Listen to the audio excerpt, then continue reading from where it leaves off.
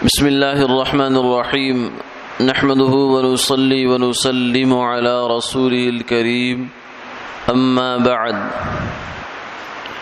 قال النبي صلى الله عليه وسلم من قطع ميراثا فرضه الله قطع الله ميراثه من الجنة او كما قال عليه الصلاة والسلام۔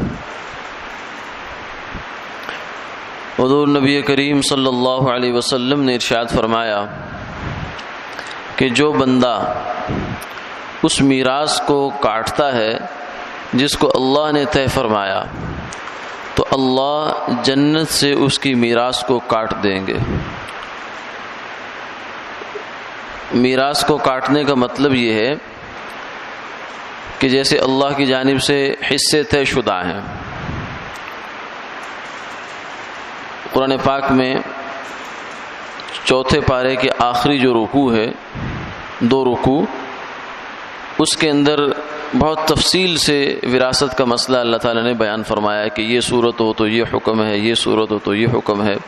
اتنی باریک تفصیلات میں جا کے شاید کوئی اور مسئلہ بیان نہیں فرمایا، اور ساتھ ساتھ یہ بھی فرمایا فریضۃ من اللہ، یہ اللہ کی طرف سے طے شدہ فریضہ ہے، اس میں کوئی تم اپنی رائے سے تبدیلی نہیں کر سکتے ہو۔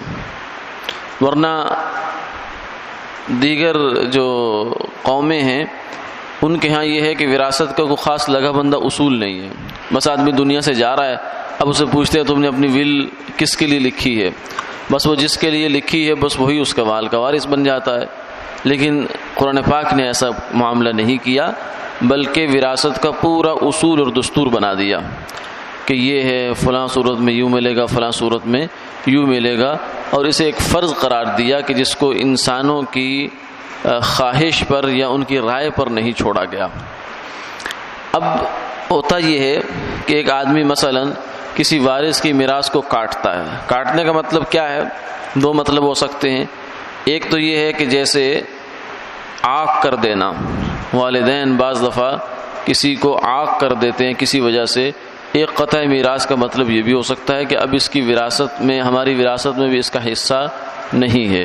دوسری صورت یہ ہے کہ کسی جائز وارث کو میراث نہ دینا، اس سے محروم کر دینا۔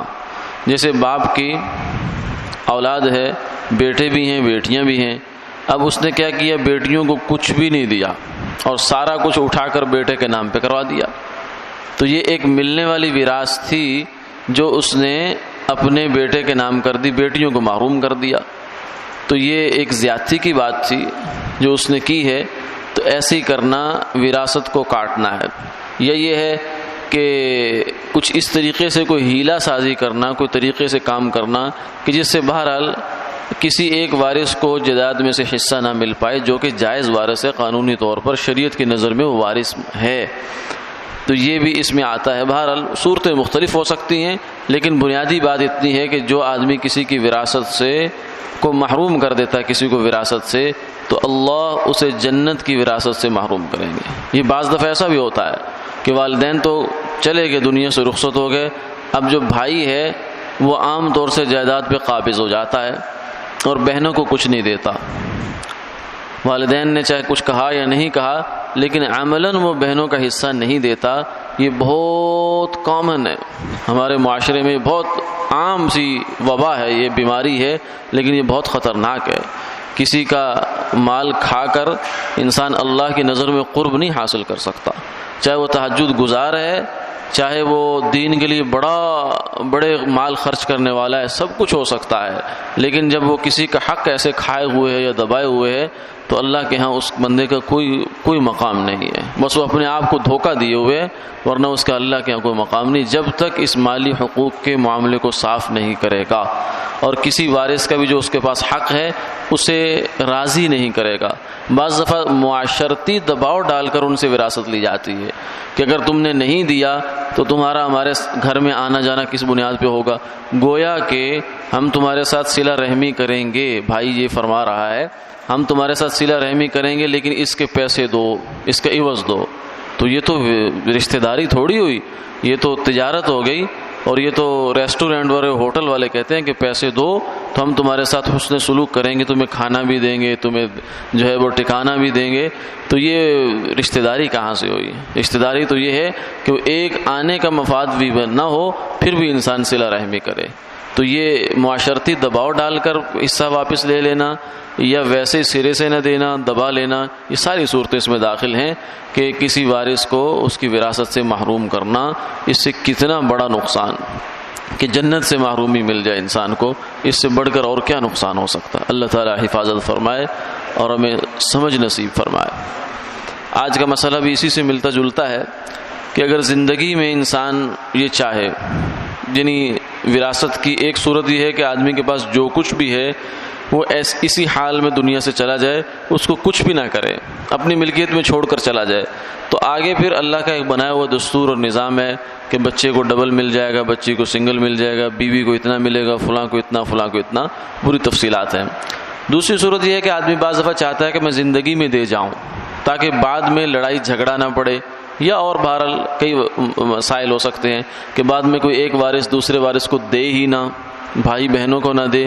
بہرحال کسی بھی وجہ سے اگر زندگی میں جائیداد تقسیم کرنی ہو تو اس میں سب سے بہتر طریقہ تو یہ ہے کہ بیٹے بیٹی کو برابر دے، بیٹوں کو بھی برابر دے، اور تاکہ بیٹے بیٹی کا بھی فرق نہ ڈالے بلکہ سب کو برابر برابر دے دے۔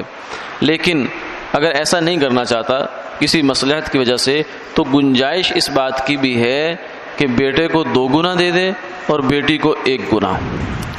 لیکن کسی بیٹے کو کسی بیٹی کو بالکل محروم کر دینا یا امتیازی سلوک کرنا نمایاں بنیاد پر بغیر کسی معقول وجہ کے، جو لفظ میں استعمال کر رہا ہوں معقول وجہ کے، یہ معقول وجہ خود سے ہم نہیں کر سکتے، یہ دیکھنی پڑے گی، شریعت کی نظر میں دیکھنا پڑے گا کہ معقول وجہ ہے یا نہیں ہے۔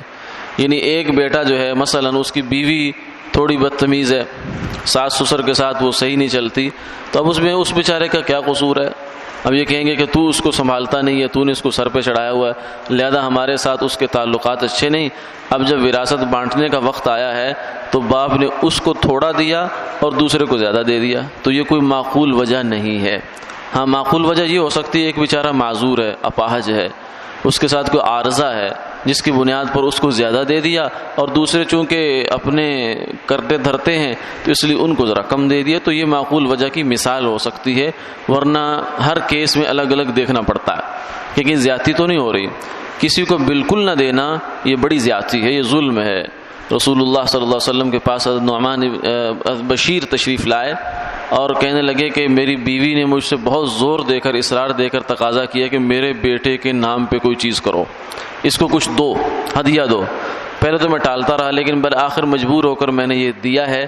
تو اب وہ یہ کہتی ہے کہ اس پر حضور کو گواہ بھی بناؤ۔ آپ نے پوچھا کہ اے بشیر کیا آپ نے باقی بچوں کو بھی دیا ہے؟ فرمایا کہ نہیں یا رسول اللہ۔ فرمایا کہ لا اشہد اذن، پھر میں اس پہ گواہ نہیں بن سکتا، انی لا اشہد علی جور، میں ظلم پر گواہ نہیں بن سکتا۔ اگر دینا ہے تو سب کو دو، نہیں دینا تو پھر کسی کو بھی نہ دو۔ جب تم دنیا سے جاؤ گے تو پھر سب کو اپنے اپنے حصوں کے مطابق مل جائے گا۔ اس سلسلے میں بعض دفعہ کوتاہی ہو جاتی ہے، اس کا خیال رکھنا چاہیے کہ ایسا نہ ہو کہ ہم کسی بھی وجہ سے اللہ کی پکڑ میں آ جائیں۔ اللہ تعالی حفاظت فرمائے، آمین آمین یا رب۔